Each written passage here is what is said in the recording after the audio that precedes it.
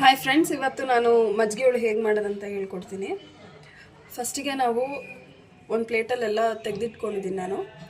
So ಒಂದು ಅರ್ಧ ಬಟ್ಲು ಕೊಬ್ಬರಿ ಅಂದರೆ ಕಾಯಿ, ಅರಿಶಿನ, ಜೀರಿಗೆ, 1 ಸ್ಪೂನ್ ಜೀರಿಗೆ, 2 ಸ್ಪೂನ್ ಉಪ್ಪು ಅಂದರೆ ನಿಮ್ಗೆ ಹೇಗೆ ಟೇಸ್ಟ್ ಪ್ರಕಾರ ಹೇಗೆ ಬೇಕೋ ಹಾಕಿ ತೊಗೊಳ್ಳಿ.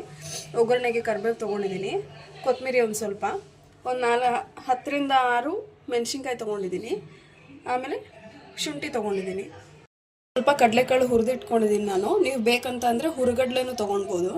ಹುರುಗಡ್ಲೆ ಬದಲು ನಾನು ಕಡಲೆಕಾಳು ಹುರ್ಕೊಂಡು ಹಾಕ್ಕೊಳ್ತಾ ಇದ್ದೀನಿ. ಆಮೇಲೆ ನಾನು ಸೌತೆಕಾಯಿನ ತುರಿದಿಟ್ಕೊಂಡಿದ್ದೀನಿ. ಇದೆಲ್ಲ ಬೆಂದ ಮೇಲೆ ಹಾಕಬೇಕು, ಅಂದರೆ ರುಬ್ಬಿರೋದೆಲ್ಲ ಕುದಿಸ್ಕೊಳ್ತಿರಲ್ಲ ಆವಾಗ ಹಾಕಬೇಕಾಗತ್ತೆ. ಇದ್ರ ಬದಲು ನೀವು ಬೂದ್ಗುಂಬಳಕಾಯಿ ಕೂಡ ಸಿಪ್ಪೆ ತೆಗೆದು ಬೇಯಿಸ್ಕೊಂಡು ಹಾಕೊಬೋದು. ನಾನಿಲ್ಲಿ ಸೌತೆಕಾಯಿ ತುರ್ಕೊಂಡಿದ್ದೀನಿ. ಇವಾಗ ನಾನು ಏನೇನೆಲ್ಲ ತೆಗೆದಿಟ್ಕೊಂಡಿದ್ದೀನಲ್ಲ ರುಬ್ಬೋದಕ್ಕೆ ಅಂತ ಅವೆಲ್ಲ ಹಾಕ್ಕೊಳ್ತಾ ಇದ್ದೀನಿ.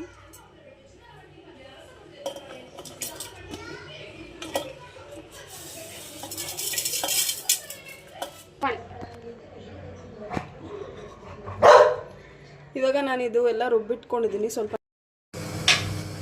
2 ಸ್ಪೂನ್ ಎಣ್ಣೆ ಹಾಕೋತಾ ಇದ್ದೀನಿ.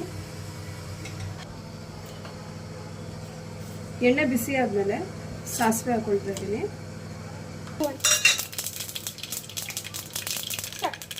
ಸಾಸಿವೆ ಸ್ವಲ್ಪ ಬಿಸಿಯೆಲ್ಲ ಆಗಿ ಇದಾದ್ಮೇಲೆ ಫ್ರೈ ಆದಮೇಲೆ ಸ್ವಲ್ಪ ಜೀರಿಗೆ ಹಾಕೋತಾ ಇದ್ದೀನಿ. ಕರಿಬೇವು, ಸ್ವಲ್ಪ ಹಿಂಗೆ ಹಾಕೋತಾ ಇದ್ದೀನಿ.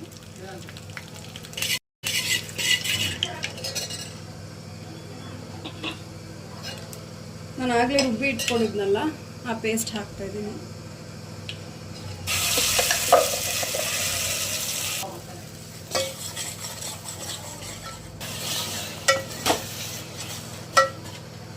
ಮಿಕ್ಸಿ ಜಾರ್ಗೆ ನೀರು ಹಾಕೊಂಡು ಹಾಕ್ತಾ ಇದ್ದೀನಿ. ಇದು ಚೆನ್ನಾಗಿ ಕುದೀಲಿ. ಇವಾಗ ಇದು ಚೆನ್ನಾಗಿ ಕುದ್ಮೇಲೆ ತುರ್ಕೊಂಡಿರೋ ಸೌತೆಕಾಯಿನ ಆ್ಯಡ್ ಮಾಡ್ಕೊಬೇಕಾಗತ್ತೆ. ಇದು ಇವಾಗ ಸ್ವಲ್ಪ ಕುದೀತಾ ಇದೆ. ಇವಾಗ ನಾನು ತುರ್ಕೊಂಡಿರೋ ಸೌತೆಕಾಯಿನ ಹಾಕ್ತಾ ಇದ್ದೀನಿ. ಇದು ಹಾಕಿದ್ಮೇಲೆ ಇನ್ನೊಂದು ಸ್ವಲ್ಪ ಕುದೀಲಿ ಚೆನ್ನಾಗಿ. ಲಾಸ್ಟಲ್ಲಿ ಮೊಸರು ಆ್ಯಡ್ ಮಾಡ್ಕೊಬೇಕಾಗತ್ತೆ. ಇವಾಗ ಇದು ಚೆನ್ನಾಗಿ ಕುದೀತಾ ಇದೆ. ಇದಕ್ಕೆ ನಾನು ಉರಿ ಸಣ್ಣ ಮಾಡಿಕೊಂಡು ಮೊಸರು ಹಾಕ್ತಾ ಇದ್ದೀನಿ. ಇವಾಗ ಇದು ರೆಡಿ ಆಗಿದೆ.